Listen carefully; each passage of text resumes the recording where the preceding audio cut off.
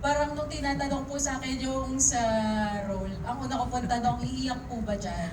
Kasi pag sinabi pong may iiyak po, magno-no po agad ako. Kasi baka po magmukha po talaga akong tanga po dun. Pero nung sinabi po, hindi, ano to, light naman yung role mo dito, pero professional. Tapos nung nabanggit na Direk Eric yung magde-direct, nag-okay agad ako kasi si Direk Eric ay nakasama ko na po sa gag show. So alam ko, hindi po ako mababanggit ni Direk Eric kung may gagawin po na mukhang di ko naman kaya. So, ayun po. Masaya po ako dito, pero yung role ko po, kayo na po mag-judge kung paano po ako magiging doktora dito. Alright. Wala bang sample? How did you introduce yourself as a doctor? Wala po kasi akong white coat ngayon. Okay. Pero Kailangan yun. yun na po nagpapadoktora sa akin doon pag naka-coat na po ako. Ayun lang po yung difference. Thank you, Charun. Alex. Thank you, Goldwyn. 5 out of 5 yung question mo.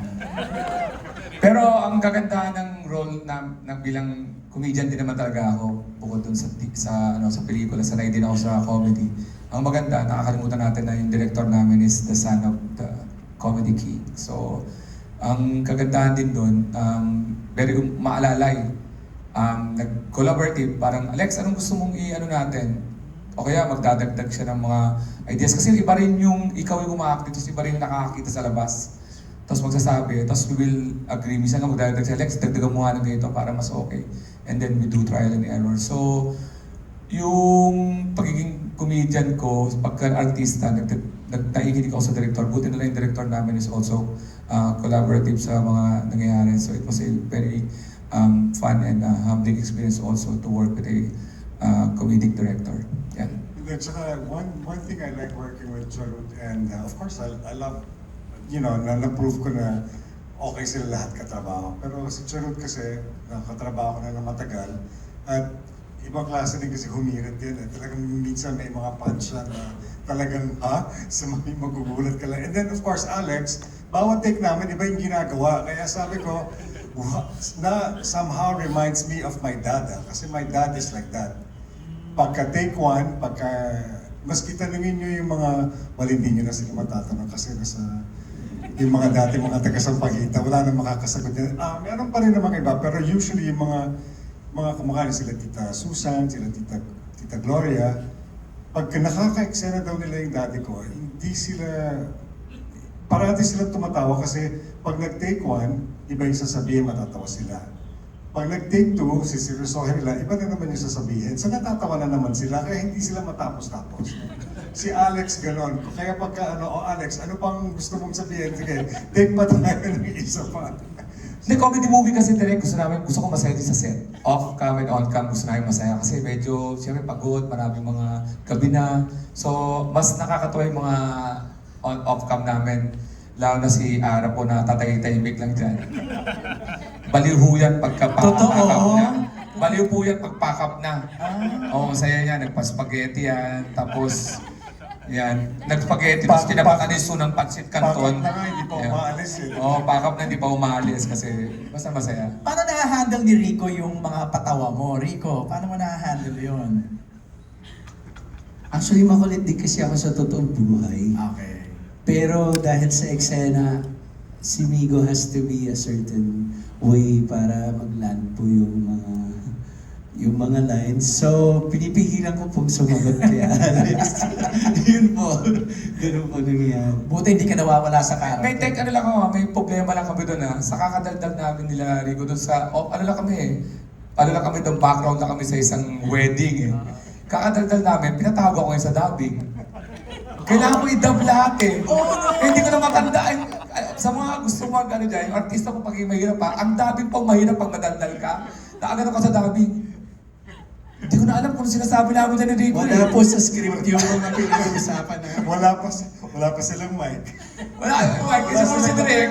Tinututo ko kami ng yun, tinawag ako dubbing. Sa oras kalahati ako sa dubbing. Madaldal ka, hindi mag-dubbing ka. Alright, Goldwyn. Last question, para kay... Ay, happy ka ba? 5 out of 5 ang sagot? Titignan ko pa. Okay, tama. Okay, next question. Para kay Matt, Ara, Jazz, Yasser, and Fam. what this project means to you, no? In relation to your role, at saka sa overall movie, introspect, what this project means to you. Grabe yung tanong ni Goldwyn, parang gagawa ng book report.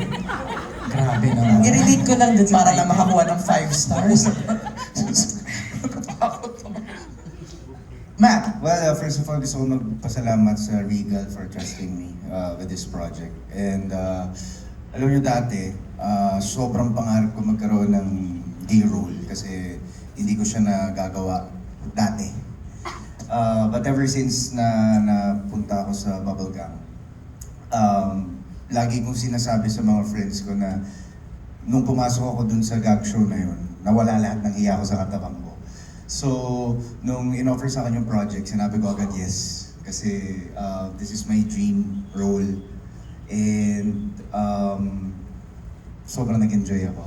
So, very special sa akin itong project na to. Ngayon ko lang napakikita yung sarili ko sa big screen ng ganitong klaseng role. And I'm very excited to see myself. Thank you, Direk Eric. it flexes your di ba? Your acting skills di ba? Ara, ikaw, nabuking ka na ano ka ha? Iba ka rin ha? Go ahead. Ako rin gusto ko rin magpasalamat muna sa Regal. First ko pong pelikula po ito, by the way, kaya thank you po. Siguro, yung mga natutunan, yung mga na-reflect ko dun sa pelikula, isa rin po kasi akong trentahin. So, ngayon, nakikita-kita ko, kasama ko yung mga kaibigan ko na pinag-uusapan namin yung mga issues or ganitong mga bagay na may expiration yung mga babae. And para sa akin, maganda rin na binosesa namin ito dahil wala naman talagang timeline, wala naman din my body, my choice, or body your choice. Walang pakialamanan kung anong gusto mong gawin sa buhay mo kasi hindi naman tayo pare-pareho ng pangarap. Hindi naman tayo pare-pareho ng plano sa buhay. Hindi naman tayo pare-pareho ng buhay.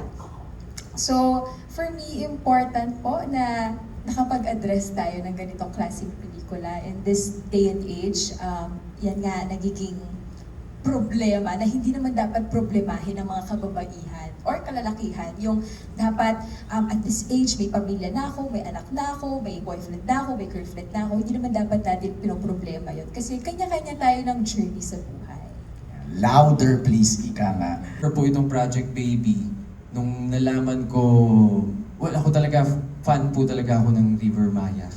Kaya sobrang, nung nalaman kong Rico, sabi ko, wow, hindi lang, ayoko lang ipakita, pero siya po talagang hero ko. Nagpa-fanboy ka na pala sa set, no? Grabe, so parang ako, nung nakita sa personal, parang gusto kong sabihin lahat ng mga kanta niya, gusto kong makipag-jamming.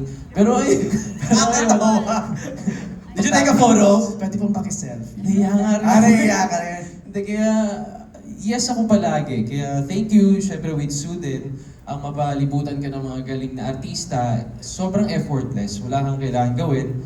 At with Direk Eric din, tinatanong ko siya, Direk, may kailangan ba akong gawin dito? Pero ayun, gusto ko lang maging natural as possible, maging isang malaking barkada.